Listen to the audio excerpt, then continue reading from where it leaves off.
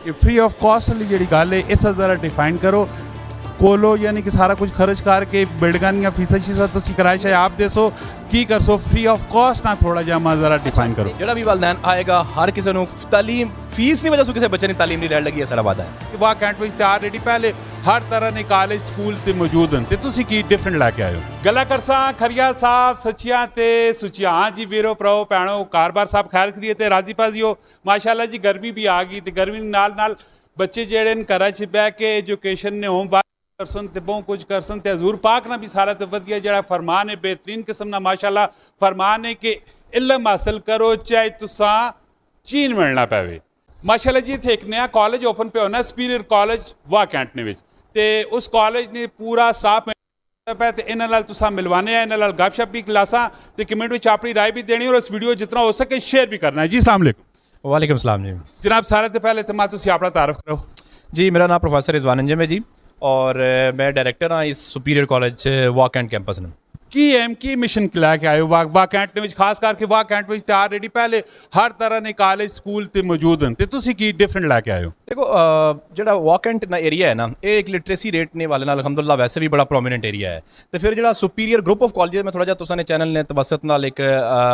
ਆਵਾਮ ਨੂੰ ਆਗਾਹ ਕਰ ਦਵਾਂ ਕਿ ਇਹ ਚੂੰਕਿ ਇਹ ਜਿਹੜਾ ਕਾਲਜ ਹੈ ਇਹ ਪੂਰੇ ਪਾਕਿਸਤਾਨ ਵਿੱਚ ਅਲਹਮਦੁਲਿਲਾ ਕੋਈ 350 ਬ੍ਰਾਂਚਾਂ ਨਾਲ ਆਲਰੇਡੀ ਚੱਲਦਾ ਪਿਆ ਹੈ और चूँकि वाह कैंट एक इतना एजुकेशन वाला बड़ा प्रोमीनेंट एरिया है और इस विच साड़ी ब्रांच जी वो नहीं सी तो इस साल अलहमदुल्ला 2024 विच असां सुपीरियर ग्रुप ऑफ कॉलेज वाह कैंट ब्रांच जी वो शुरू की है तो ये वो कॉलेज है जो पाकिस्तान ने तकरीबन हर शहर में मौजूद है तो हुण अलहमदुल्ला ये जरा ना जी ये वाह कैंट भी इस साल अलहमदुल्ला आ गए ने वो तो गल तो सर ठीक है डिफरेंट की हुई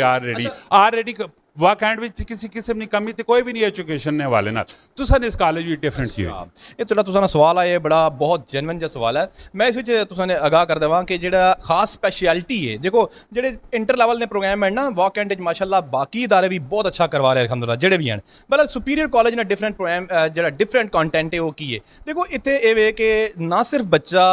तलीमी सलाहियत असा उसनूं निखारना है बल्कि गैर नसाबी सरगर्मियां जो असा उसनूं भी एक जिंदगी विच एक अच्छा इंसान भी बनना जे उसनूं असा IT विच खास करके जो अजकल मौजूदा दौर जो एक यंग जनरेशन जिन्हां कोल मोबाइल च आया हुआ डिवाइस चाहिए हुई है लेकिन उसना इस्तेमाल उन्होंने उस तरह नहीं पता असा उन्होंने उसका पॉजिटिव इस्तेमाल दसा असा उन्होंने ये चीज़ दसनी है कि बेटा इस चीज़ में तुम अपनी जिंदगी किस तरह इस्तेमाल करके तुम अपने आप को अपने पैरों पर खड़ा कर सकते हो अच्छा उस विच ये कि जो असा कोल बच्चा 80 11वीं क्लास जो बच्चे साढ़े कोल दाखला लैने पे ने उन्होंने असा ना सिर्फ FSC ICS medical engineering ICOM करवाना जे बल्कि असा उन्होंने इत्थे जिहड़े डिजिटल कोर्सिज हैं लाइक ग्राफिक डिजाइनिंग है Amazon है E-कॉमर्स है इस तो इलावा वर्चुअल Amazon वर्चुअल असिस्टेंट है दराज है ये सारे कोर्सिज असा उसनूं बच्चे नूं फ्री ऑफ कॉस्ट कराने ताकि साडा जिहड़ा बच्चा होवे वो बाकी कॉलेजेस निस्बत टोटली डिफरेंट होवे ये फ्री ऑफ कॉस्ट वाली जी गल है इस ज़रा डिफाइन करो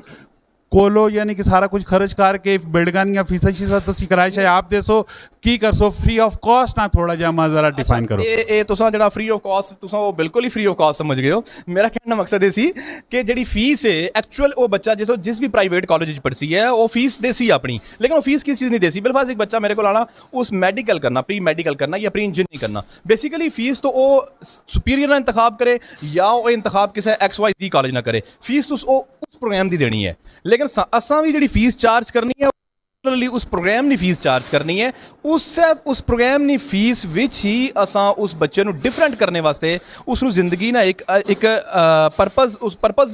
बनाने वास्ते उस बच्चे को ताकि उसकी जिंदगी ना कोई मकसद बने तो असा उसनूं ये जिहड़े कोर्स है वो फ्री ऑफ कॉस्ट असा उसनूं ऑफर करांगे उसकी वजह ये वे कि ये साडा जिहड़ा बच्चा है वो बाकी कॉलेजां तो टोटली डिफरेंट होवे अच्छा माशाअल्लाह जी गल्लां बहुत सारियां लम्मियां होवन सुन ते तुसां गल्लां माशाअल्लाह सोहणियां भी गल्लां थमणे तो ज़्यादा सोहणियां तुसीं करने पर इस जरा सज्जे खब्बे जिहड़े लोग खलोते पे ने तुसां कॉलेज ना स्टाफ है ना जरा तारफ से करा दो जी जी बिल्कुल जी ये माशाअल्लाह एक चीज़ है तो कोई भी जी है कॉलेज ना मैं समझना जितना मेरा तजर्बा है एजुकेशन चुके 12-13 साल से मैं इस फील्ड चो हाँ देखो कोई भी जी है इमारत वो कॉलेज नहीं होंदा इमारत बेसिकली जो कॉलेज है वो ये वे कि इतने जो उस्ताद हैं उन्होंने म्यार की है तो मेरे नाल मौजूद हैं प्रोफैसर एहसन साहब हैं ये भी इस कॉलेज के माशाअल्लाह डायरेक्टर हैं और रावलपिंडी में एक बड़ा ग्लोरीअस स्कूल एंड कॉलेज के नाल माशाअल्लाह अपना सेटअप चला रहे हैं मेरे नाल मौजूद हैं रिस्पैक्टेड प्रिंसीपल प्रोफैसर काशिफ हयात साहब माशाअल्लाह पिछले 25 साल तो एजुकेशन की फील्ड च और बड़ा एक माशाअल्लाह नाम है अपना और इस मेरे नाल उमैर माशाअल्लाह उमैर साहब साढ़े को एडमिनिस्ट्रेटिव सर्विसेज प्रोवाइड कर रहे हैं यूनिवर्सिटी तो माशाअल्लाह उन्होंने एक्सपीरियंस है ये लोकल ही है मेरे नाल मैम फाइज ਮੈਨੇਜਮੈਂਟ ਸਾਇੰਸਿਸ 'ਚ ਇਸਲਾਮਿਕ ਇੰਟਰਨੈਸ਼ਨਲ ਯੂਨੀਵਰਸਿਟੀ 'ਚ ਵੀ ਪੜ੍ਹਾ ਚੁੱਕੇ ਨੇ ਤੇ ਸਾਡੇ ਕੋਲ ਲੈਕਚਰਰ ਹਨ ਕਾਮਰਸ ਦੇ ਇਸ ਦੇ ਨਾਲ ਮੇਰੇ ਸਾਲ ਮੈਮ ਸਾਦੀਆ ਐਂਡ ਮਾਸ਼ਾਅੱਲਾ ਇਹ ਬੜਾ ਇੱਕ ਪ੍ਰੋਮੀਨੈਂਟ ਨਾਂ ਹੈ ਵਾਕ ਐਂਟੀ 'ਚ ਐਜ਼ ਅ ਲੈਕਚਰਰ ਕੈਮਿਸਟਰੀ ਔਰ ਸਾਡੇ ਕੋਲ ਮਾਸ਼ਾਅੱਲਾ ਇਹ ਗਰਲਸ ਕੈਂਪਸ ਇੰਚਾਰਜ ਦੇ ਹਵਾਲੇ ਨਾਲ ਸਰਵਿਸਿਜ਼ ਦੇ ਰਹੇ ਨੇ ਮੇਰੇ ਸਾਲ ਮੌਜੂਦ ਹਨ ਮਾਸ਼ਾਅੱਲਾ ਡਾਕਟਰ ਸਾਹਿਬ ਔਰ ਡਾਕਟਰ ਸਾਹਿਬ ਦਾ ਪਤਾ ਜਿਹੜਾ ਸਬਜੈਕਟ ਹੈ ਉਹ ਇਸਲਾਮਿਕ ਸਟੱਡੀਜ਼ ਹੈ ਔਰ PhD ਹਨ ਮਾਸ਼ਾਅੱਲਾ ਔਰ ਆਲਰੇਡੀ ਯੂਨੀਵਰਸਿਟੀ 'ਚ ਪੜ੍ਹਾ ਵੀ ਰਹੇ ਹਨ ਲੇਕਿਨ ਸਾਡੇ ਕੋਲ ਇਸਲਾਮਿਕ ਸਟੱਡੀਜ਼ ਇੱਥੇ ਬੱਚਿਆਂ ਨੂੰ ਫਸਟ ਈਅਰ ਨੂੰ ਬੱਚਿਆਂ ਨੂੰ ਪੜ੍ਹਾਉਣਗੇ ਪ੍ਰੋਫੈਸਰ ਆਤਿਫ ਰਿਆਜ਼ ਸਾਹਿਬ ਹਨ ਲੋਕਲੀ ਹਨ ਮਾਸ਼ਾਅੱਲਾ MPhil ਹਨ ਫਿਜ਼ਿਕਸ ਵਿੱਚ ਔਰ ਬੜਾ ਪ੍ਰੋਮੀਨੈਂਟ ਨਾਂ ਹੈ ਮਾਸ਼ਾਅੱਲਾ ਫਿਜ਼ਿਕਸ ਵਿੱਚ ਜਿਨ੍ਹਾਂ ਬੱਚਿਆਂ ਨੂੰ ਫਿਜ਼ਿਕਸ ਪੜ੍ਹਾਉਣੀ ਹੈ ਔਰ ਸਾਕਿਬ ਸਾਹਿਬ ਹਨ ਇੰਗਲਿਸ਼ ਦੇ ਲੈਕਚਰਰ ਹਨ ਮਾਸ਼ਾਅੱਲਾ ਔਰ ਬੜਾ ਐਕਸਪੀਰੀਅੰਸ ਹੈ ਇਹਨਾਂ ਦਾ ਵੀ ਅਲਹਮਦੁਲਿਲਾ ਇੰਗਲਿਸ਼ ਦੇ ਸਬਜੈਕਟ ਨਾਲ ਬੜਾ ਨਾਂ ਹੈ ਤੇ ਕੁਝ ਸਾਡਾ ਸਟਾਫ ਆਲਰੇਡੀ ਤੁਹਾਨੂੰ ਪਤਾ ਹੈ ਕਿ ਆਲਰੇਡੀ ਦੂਸਰੀ ਐਕਟੀਵਿਟੀ 'ਚ ਮਸਰੂਫੀ ਹੈ ਤੇ ਮੌਜੂਦਾ ਜਿਹੜਾ ਸਟਾਫ ਹੈ ਮੈਂ ਤੁਹਾਨੂੰ ਤਾਰਫ ਕਰਵਾ ਦਿੱਤਾ ਜੇ ਫਿਰ ਵੈਰੀ ਗੁੱਡ ਬਿਹਤਰੀਨ ਹੋ ਗਿਆ ਅੱਛਾ ਹੁਣ ਮੈਂ ਇੱਕ ਪਬਲਿਕ ਨਾਲ ਬੇਸਿਕਲੀ ਕੁਐਸਚਨ ਕਰਨਾ ਕਿ ਐਜੂਕੇਸ਼ਨ ਸਿਸਟਮ ਜਿਹੜਾ ਹੈ ਸਾਡਾ ਪਾਕਿਸਤਾਨ ਦਾ ਰਵਾਇਤੀ ਐਜੂਕੇਸ਼ਨ ਸਿਸਟਮ ਉਹ ਕੁਛ ਹੋਰ ਹੈ ਜਿਸ ਟਾਈਮ ਬੱਚਾ ਪੜ੍ਹ ਕੇ ਬਾਹਰ ਨਿਕਲ ਕੇ ਮਾਰਕੀਟ ਵਿੱਚ ਆਉਣਾ ਹੈ ਠੀਕ ਹੈ ਤੇ ਉਸਾ ਮਾਰਕੀਟ ਕੁਛ ਹੋਰ ਆਖਣੀ ਪੈਣੀ ਹੋਣੀ ਹੈ ਇਸ ਨੇ ਉੱਤੇ ਕੀ ਆਖਸੋ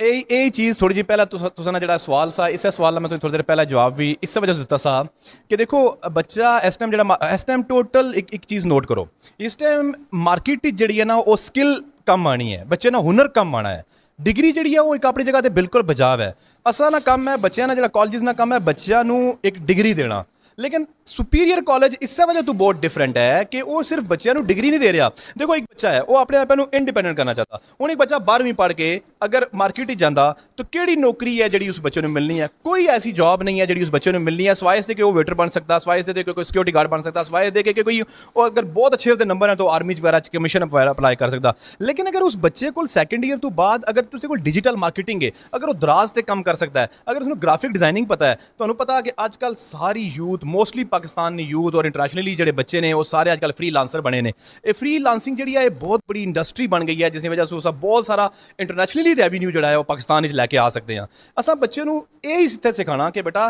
कि ऑनलाइन कम करके किस तरह तुम अपने आप को इंडिपेंडेंट कर सकते हो खास करके बच्चियों को सिखाना जे कि तुम घर पै के